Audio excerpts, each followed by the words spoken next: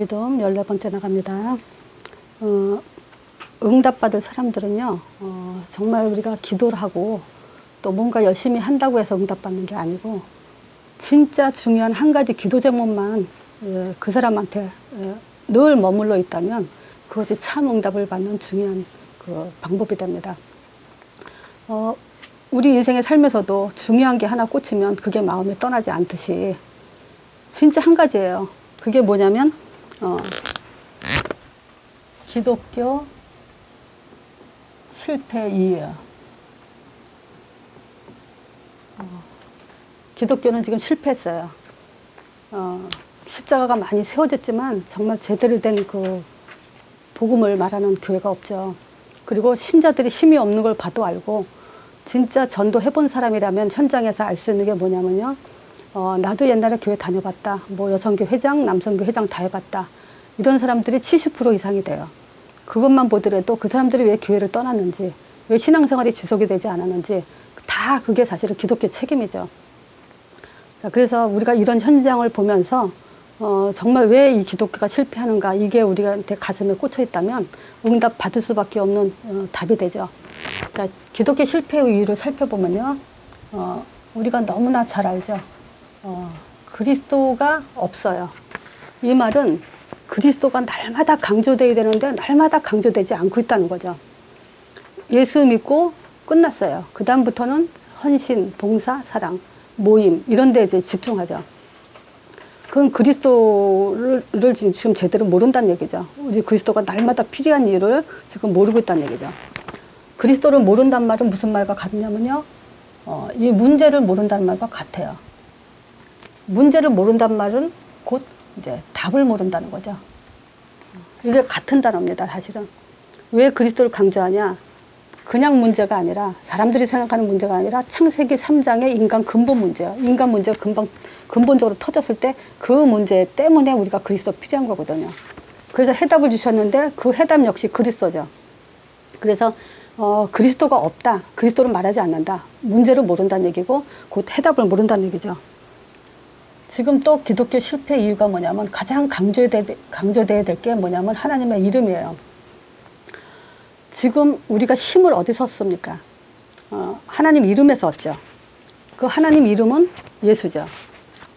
또 반복하고 연습하는 차원에서 한번 또 얘기해 보면요, 예수 이름은 하나님의 이름이고 예수 이름으로 하나님의 반드시 들으세요. 그러니까 기도응답의 확신도 지금 잘못되고 있죠. 예수 이름으로 저주 재앙이 끝났어요. 예수 이름으로 사단 흑암 권세가 끝났어요. 그 예수 이름만이 땅끝까지 전도 내용으로 가야 된다는 것에 대해서 너무 무지하고 있어요. 그러니까 뭐냐, 당연히 5가지 확신이 없다는 것은 힘이 없다는 거죠. 자, 그리고 예수 이름은 뭐냐면 방법이에요. 어떤 방법이라 했죠? 믿음의 방법. 내가 어떻게 믿어야 되냐. 그래서 많이 속는 것이 이 부분에서는 우리 마음과 생각과 중심. 예를 들어서 방황하던 사람이 이제는 내가 좀 잘 믿어보겠다. 그 마음을 다져먹고 교회 와서 열심히 하죠. 그것이 믿음인지 또 착각하기 시작하죠. 그것이 그 사람이 변했다고 또 착각을 하는 거죠. 사실은 그렇지 않아요. 진짜 믿음은 내용을 알고 그것을 내가 입으로 신하고 고백할 때 하나님이 믿음으로 인정한다는 이 믿음의 그 방법에 대해서 기독교는 지금 실패하고 있죠. 그래서 겉으로 볼 때 잘하고 열심히 하면 그 사람이 믿음 좋은 걸로 그렇게 생각하죠. 자, 3번째가 지금 그 실패 이유가 뭐냐면 영적 사실을 알지 못하는 거예요. 영적 사실 한번 우리가 진지하게 생각을 해보자고요. 정말 예수 이름으로 그리스도 일, 이게 영적 사실이에요. 예수 이름으로 그리스도 일이 일어나죠. 이 영적 사실이 정말 믿어진다면 인본주의가 나오지 않죠. 말하자면 예수 이름은 하나님 앞에 쓰는 거고, 그 일로 영적 사실이 일어난다면 우리는 인본주의 쓸 필요가 없죠. 인본주의 중에 인본주의는 뭐냐면요, 율법이 강조되고 신비가 강조되고 헌신, 구제가 강조되는 거예요. 이 신앙을 가지고는 절대 영적 사실을 알 수가 없어요. 자, 결과, 이런 사람의 결과가 어떻게 나오냐? 절대 전도할 수 없죠. 이런 사람한테는 사실은 사람을 붙이지 않죠. 영성적으로 작정된 자를. 그거 뭐 전도는 실패하게 돼 있죠. 그래서 오늘 우리가 인간이 절대 거부할 수 없어요. 거부할 수 없는 세 가지가 바로 저겁니다. 세상은 문제 속에 문제 피해갈 수 없어요. 그리고 우리는 하나님 체험을 반드시 해야 돼요. 그리고 미래 반드시 준비해야 돼요. 그래서 제가 제목을 세 가지 잘못 가는 종교인이라 했어요. 왜냐하면 종교인들 중심으로 지금 메시지를 하는 거기 때문에 신자들이야 뭐 문제 있어도 피해갈 수 없는 게 거기에 당하는 거고 또 하나님 체험 할 수 없고요. 미래 준비한다고 하지만 그거는 바벨탑이고요. 그러니까 당연히 이제 신자들이조차도 이 문제에 대해서 또 이 하나님 체험에 대해서 미래에 대해서 지금 잘못 알고 있죠. 자 보세요. 창세기 3장 이후로 피할 수 없는 이 문제. 근데 진짜 문제 한번 생각해 보세요. 내가 여기에다 답을 쓰기 전에 진짜 문제 뭘 얘기할까요? 정체성을 잃어버렸어요. 진짜 문제는 창세기 3장 문제 이후로 우리가 신자들이 지금 주변에 한번 생각해 보세요. 내가 문제라고 생각하는 게 과연 무엇인가? 그러면 실질적으로 정체성에 대해서 완전히 지금 잃어버렸죠. 마음과 생각이요. 이것이 이제 병들어 있어요. 정체성은 하나님 형상에 대한 정체성을 말하는 겁니다. 왜냐? 창조를 그렇게 했으니까 하나님이. 근데 이 정체성을 잊어버렸다는 것은 뭐냐? 마음과 생각이 병들었다는 건데 요게 그 요한복음 13장 2절에 가룟 유다가 이제 예수 팔 생각을 한 게 성경 내용 그대로 보자면 이렇게 나와요. 마귀가 벌써 가룟 유다의 마음에 예수를 팔 생각을 넣었더니 그래요. 그러니까 사단이 어디서 역사하냐면요. 정체성을 놓쳐버리는 그 순간부터 뭐냐면 마귀가 벌써 이 말은요.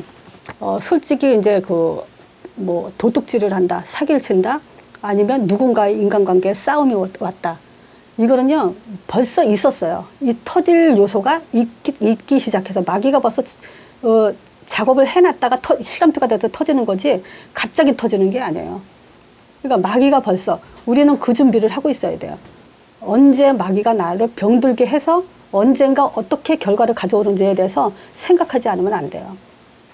마음과 생각 속에 벌써 마귀가 이런 생각을 집어넣죠. 그러면 우리는 또 뭘 볼 수 있냐면요. 마음과 생각이 어디서 오냐면 이 상처서부터 와요.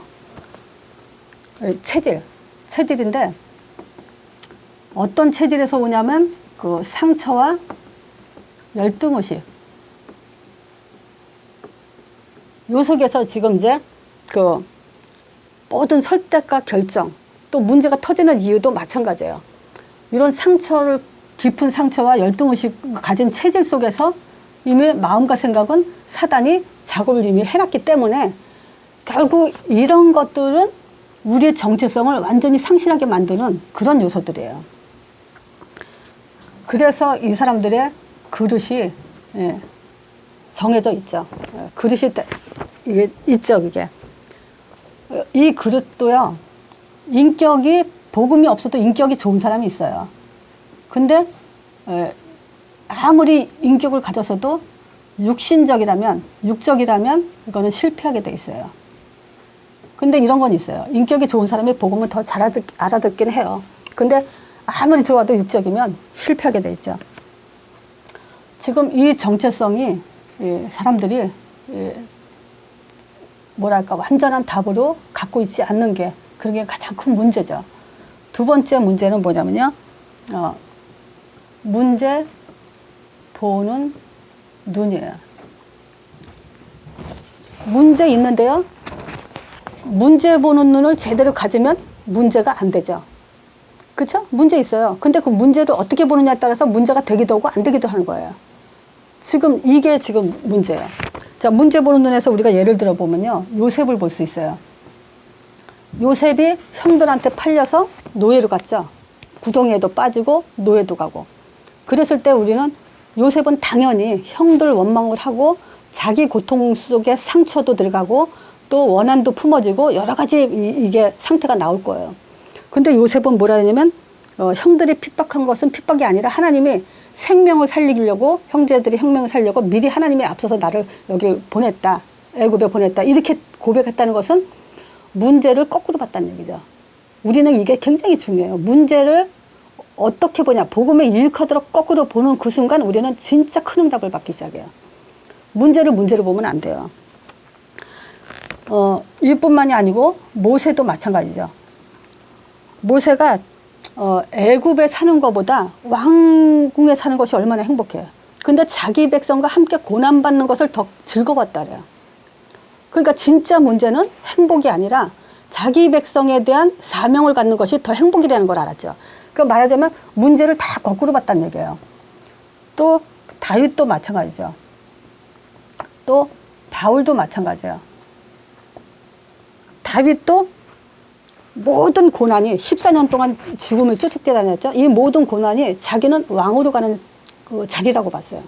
이미 처음부터 어렸을 때부터 왕에 대한 그 언약을 잡았기 때문에 그 고난도 결국 하나님이 자기를 왕자리를 가기 위한 과정이다. 이렇게 봤다는 거죠. 바울도 마찬가지예요. 감옥 간 것이 복음에 더 유익하다 그랬어요. 그러면 보세요. 다르죠. 정말 제자들은 응답받을 사람은 생각이 다르다는 거죠. 성경에서 이런 사람들이 이런 응답을 받았다는 걸 우리는 이걸 가지고 또 응답을 받아 나가야 돼요. 진짜요. 문제는 거꾸로 보면 돼요.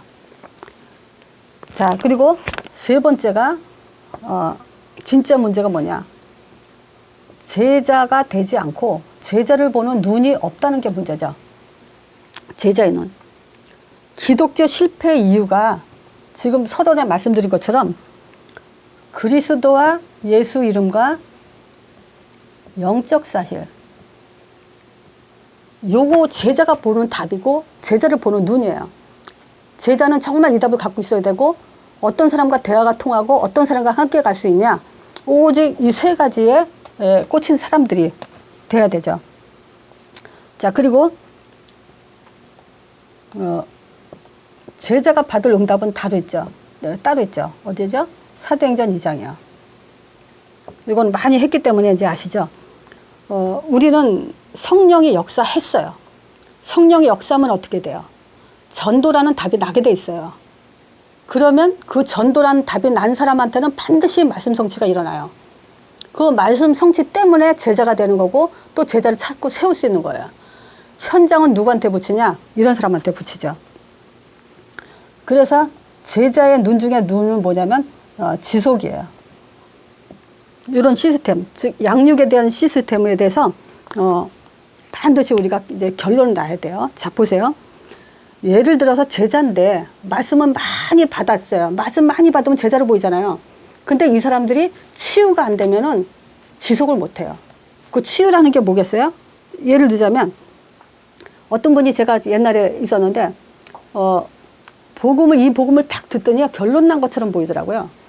자기 자녀들이 이 복음을 안 들으면 자기는 따로 살겠다고 결론을 딱 내더라고. 근데 제자인 줄 알았죠? 근데 그 자녀가 어떤 사업의 문이 딱 열리니까 복음 뿌리도 내리기 전에 그 사업 쪽으로 눈이 딱 돌아가더라고. 그 사람은 자기 자신이 뭘 몰랐냐. 자기가 돈이 우상이라는 것에 대해서 모른 거예요. 어떤 사람은요, 시간이 너무 없으니까 자기는 오히려 이제 이 복음을 확립하고 전도하기 위해서 직장을 옮겨야 되겠다 하더라고요. 근데 그분도 이제 사업을 시작한 거예요. 웬걸요? 사업으로 딱 묶여버리죠. 한 번도 그 이후로 오질 않더라고. 사업문이 열고 나서부터는. 그건 뭐냐면 자기가 우상이 있어요. 그 우상을 가지고 그걸 동기로 삼는 거지 사실은 복음과 전도에 여기에 담는 게 아니란 말이죠.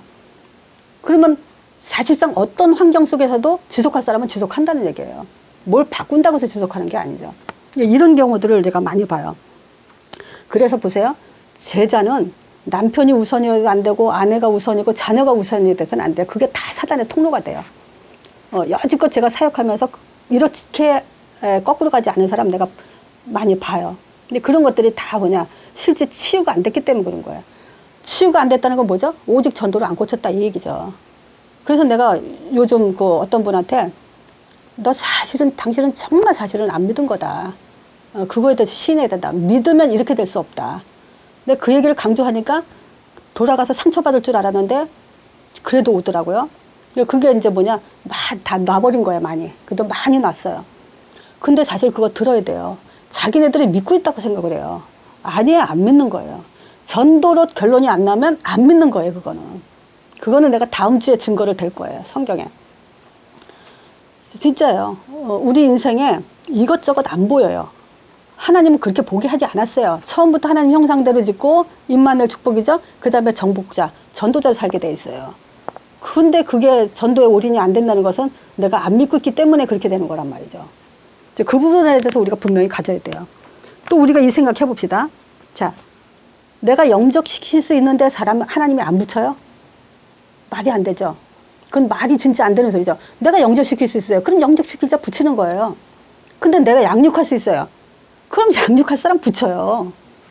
근데 양육할 수 있는데 내가 치유가 안 됐다. 절대 지속 못 해요. 그거는 뭐 겪어보시면 알 거예요. 자, 그래서 말씀 확립한 자와 하지 않은 자의 삶은 응답은 달라요. 분명히 다릅니다. 그거는. 자, 우리가 하나님 체험이요. 체험 그러면 뭐가 체험이죠? 말씀이 체험이죠. 또 체험 중에 체험은 뭐죠? 기도가 체험이죠. 또 전도가 체험이죠. 요거 만약에 이 메시지를 처음 듣는 사람 같으면 굉장히 어려울 거예요. 근데 성경은 그렇게 말하고 있어요. 자, 보세요. 호세아서 4장, 성경은 밑에다 쓰고요. 자, 지금 호세아서 4장 1절, 6절에 여기서 뭐냐면 하나님 아는 지식, 요거에 대한 얘기 나왔거든요. 이스라엘 자손들아 들으라 그래요. 이스라엘 자손들은 뭐 신자로 말하는 거지 부신자 말하는 거 아니죠.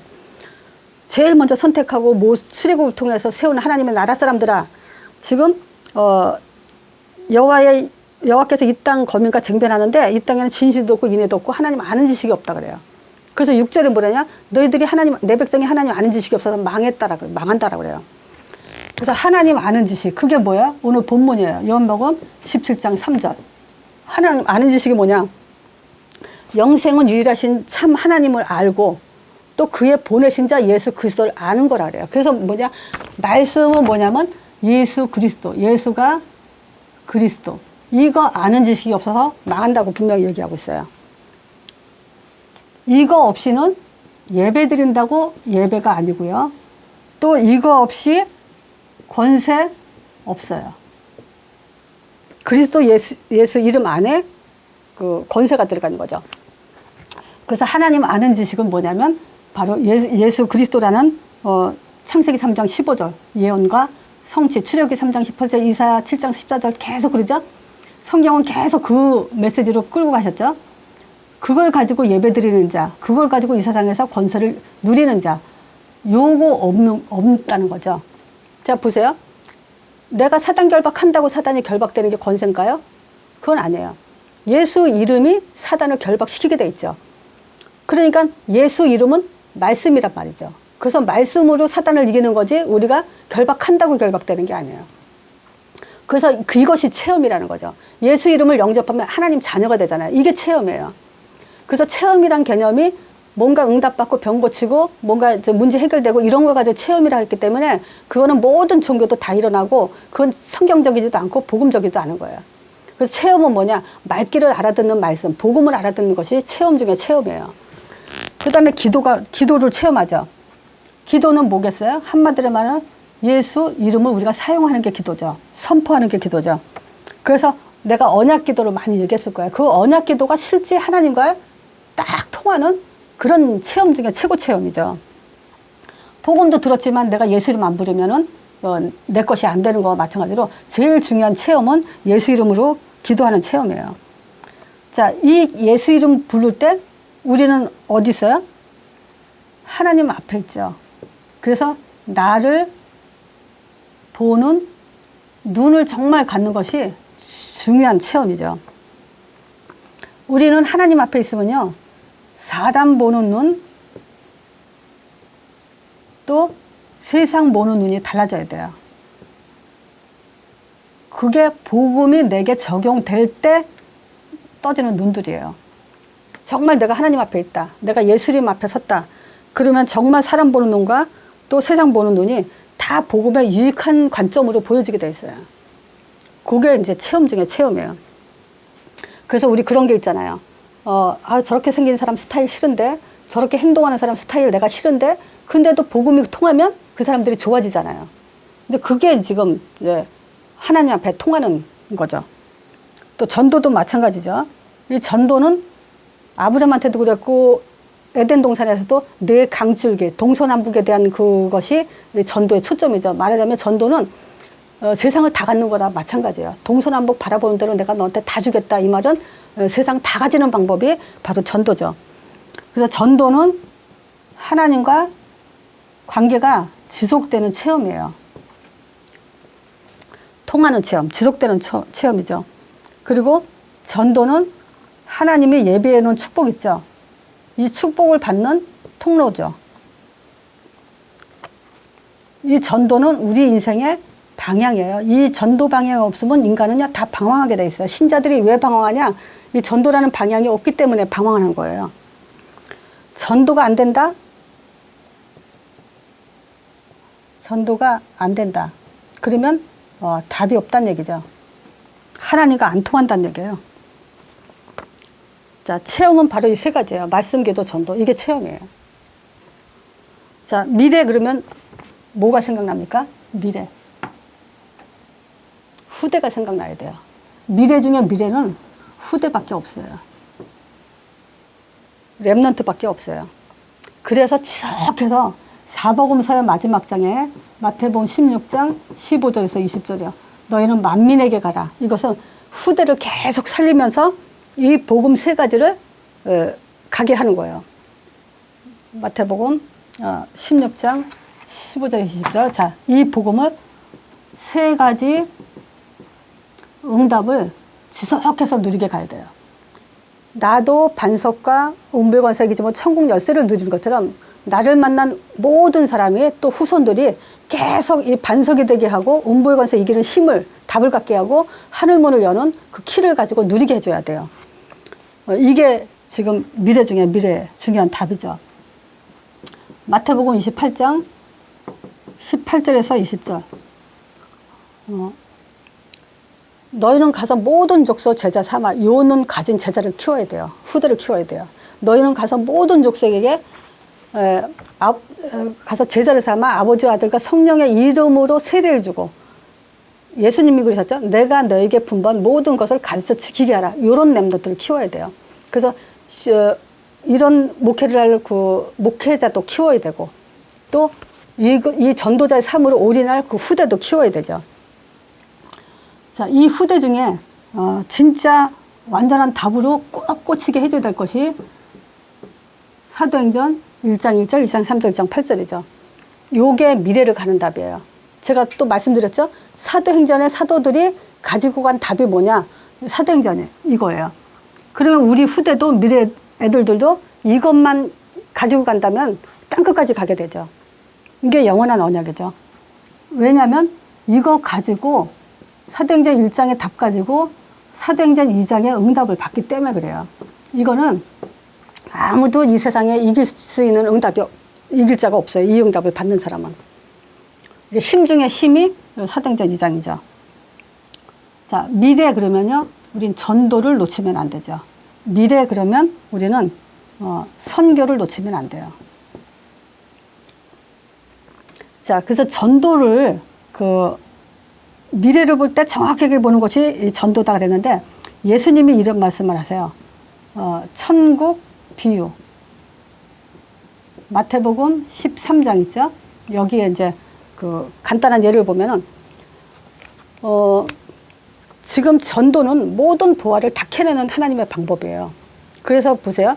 어떤 사람이 밭을 파봤는데 거기에 보화가 들어있어요.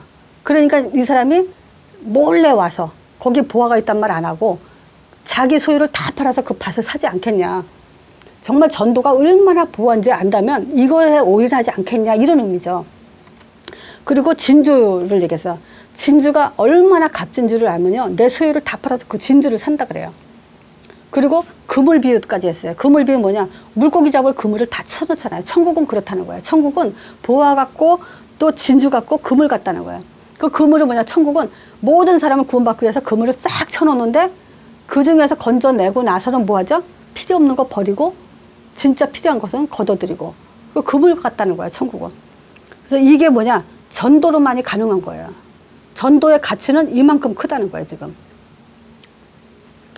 선교는, 전도는 또 이게 뭐냐? 말세를 이길 힘이죠. 사복음서 맨 끝에마다 뭐냐면 마태복음 예를 들면 그래요. 마태복음 24, 25장, 24장은 세상 종말에 대해서, 25장은 교회 이제 그 종말에 대해서 얘기했죠. 그래 놓고 끝에 28장에 가면 그 말세를 이길 힘이 뭐냐? 너희 가서 모든 족속 제자 삼아라. 이게 말세 이길 힘이에요. 그러니까 전도는 문제 이길 힘이에요. 왜냐? 아무리 문제 있어도 전도자의 삶으로 답이 내려지고 답을 줄 메시지가 있다면 그 문제 속에서도 우리는 전도하잖아요. 그게 이긴 거죠. 또 선교 또한 이제 이 선교는 선교하다 보니까 내가 무슨 생각이 들었냐면요. 한이 통해야 된다. 요게 지금 어디서 잘나냐면 디모데 후서 1장에 보면요. 바울이 그런 얘기를 해요. 디모데 후서, 이거 좀 시간이 걸리더라도 제가 읽어볼게요. 왜냐면, 어디 가서.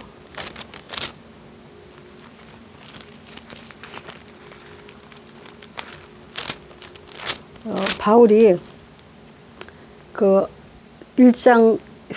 디모데 후서 1장 3절에 보면요. 나의 밤낮 간구하는 가운데, 낮이고 밤이고 간구해요. 이게 이제 지금 뭐냐면 전도자의 그 중심이죠. 삶이 밤낮을 가리지 않고 간구하는 게 있다는 거예요. 그게 뭐냐면 쉬지 않고 너를 생각하며, 그래서 디모데에게 바울이 밤낮 그냥 디모데를 생각하면서 지금 너를 생각하며 청결한 양심으로 조상적부터 섬겨온 하나님께 감사하고, 그러니까 신앙을 가진 사람의 마음의 청결함을 지금 얘기하면서 우리 조상적부터 온 하나님께 감사하는데 내 눈물을 생각하여 그래요. 그러니까 이 디모데가 전도와 이 현장 때문에 눈물을 흘리는 자라는 거죠.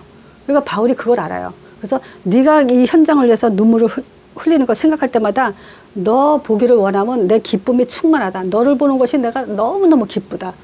이런 게 통하는 거예요. 그뿐만이 아니고 디모데 후서 2장에 보면 내 아들아 그럴 정도로 이 디모데에게 그러므로 내가 그리스도 예수 안에 은혜 속에 강하고 또 내가 많은 증인들 앞에 서서 내게 들은 바 충성된 사람을 부탁하라. 저가 또 다른 사람을 가르칠 수 있을 거다. 네가 그리스도 예수 안에서 좋은 군사로서 나와 함께 고난을 받을지어다. 고난도 함께 받으면 기쁘죠. 혼자 받는 것보다. 근데 바울이 이만큼 자기가 사역하던 사람에 대한 그 애정을 엄청나게 표현하고 있는데 아들이라고 할 정도로 디모데 사랑하고 있었죠, 지금. 자, 그래서 이거는 지금 한이 통하는 자. 그래서 선교는 혼자 못해요. 팀이 일어나서 하는 거지. 전도도 마찬가지예요, 사실. 팀이 이루어져서 하는 거지, 전도 혼자 하는 게 아니에요. 그래서 옛날에 보면은 어떤 분이 그러더라고. 나한테 양육받던 사람이 현장이 좀 열렸어요. 그 현장이 열리니까 나한테 그런 얘기를 하더라고. 현장이 열리면 뭐예요? 내가 있다는 걸 알면, 자기가 양육받는 사람이 있다는 걸 알면 그 사람한테 다 갈 텐데, 이 말이에요. 그러니까 그런 얘기를 하더라고. 그거는 사역자로서의 자세가 전혀 안 된 사람이에요. 그건 기본조차도 안 되는 거예요. 사역은 그렇게 하는 게 아니에요. 전도 선교는 팀이 돼서 해야 되는 거고 서로가 이 조직이 돼서 해야 되는 거지, 그 사람은 혼자 해야 돼요. 근데 지속할 일꾼 거기에 절대 안 붙입니다. 하나님은 속질 않아요. 한이 통하는 자, 팀이 이루어지는 거야. 마음과 생각과 이런 메시지와 이런 것들이 다 통하는 거예요. 그래서 지금 눈물이라는 얘기를 했어요. 그리고 이 눈물 얘기하면서 디모데에게 얘기했지만, 이 계속 디모데 후서 2장에 보면 네가 지금 군사로 또 경기하는 자로 농부로 이런 말을 해요. 지금 전도 선교는 어떤 단어가 사용이 되는 거냐면요. 군사, 또 경기하는 자, 농부. 그럼 군사는 뭐죠? 자기 삶에 얽매이지 않는다는 거예요. 그 삶에 얽매여서는 군사할 수 없잖아요. 근데 이 군사는 왜 자기 삶에 얽매이지 않냐? 모집한 자를 기쁘게 하려고. 자기를 부르신 자를 기쁘게 하려고. 그게 우리의 제자의 자세예요. 자, 경기자는 뭐예요? 법대로 하라래요. 그건 뭐냐? 우리 마음대로, 체질대로, 생각대로 하는 게 아니에요. 성경대로 하라는 거예요. 그러면 뭐냐? 면류관을 얻는다 그래요. 상급받죠. 농부는 뭐냐? 여기서 농부는 곡식을 땀 흘려서 하지만 수고롭지만 그 곡식을 누가 먼저 먹어요? 농부가. 그 말은 뭐냐? 성령 충만은 우리가 먼저 받는다는 거예요. 사역자가 먼저 받아요. 그렇게 얘기하면서 바울이 뭐라 하냐면요. 중요한 말이죠. 범사에 내가 말한 것을, 이것을 생각하라. 주께서 너에게 범사에 총명을 주시리라. 그러면서 한 말이 나의 복음과 같이 다윗의 시로 죽은 자 가운데 다시 살으신 예수 그리스도를 기억하라 그래요. 그 예수 그리스도를 기억하면서 이렇게 살면, 이 말에 거하면 하나님이 범사에 또 총명을 준다는 거예요. 그래서 이런 그 선교, 자세 이런 것이 통하는 자예요. 그래서 이 전도와 선교는 팀 조직이 됐을 때 받는 크기는 달라요. 자, 보세요. 팀이 된 사람과 혼자 하는 사람은 그 받을 응답이 크기가 같다면 말이 안 되죠. 달라요. 그래서 제자는 자세가 벌써 돼 있어야 되고 그릇이 돼 있어야 된다는 거죠. 근데 그거는 가르친다고 되는 게 아니에요, 사실은. 돼 있는 사람들이 있죠. 그래서 결론적으로 보면요. 이 세 가지 놓치면, 세 가지 놓쳐버린다. 그러면 말씀 성취 절대 안 됩니다. 말씀 성취가 뭔지 모르고 말씀 성취가 될 수도 없고요. 말씀 성취가 안 된다는 말은 뭐죠? 하나님과 상관없다는 얘기예요. 자, 두 번째요. 제자의 응답 받을 수 없어요. 그렇다면 기껏 성경 가지고 종교 생활하는 사람이 되죠. 절대 응답 받을 수 없어요. 이것은 미래가 없다는 얘기죠. 또 후대 키우지 못하죠. 그거는 영적 문제, 그 자리로 가요. 후대를 못 키우면.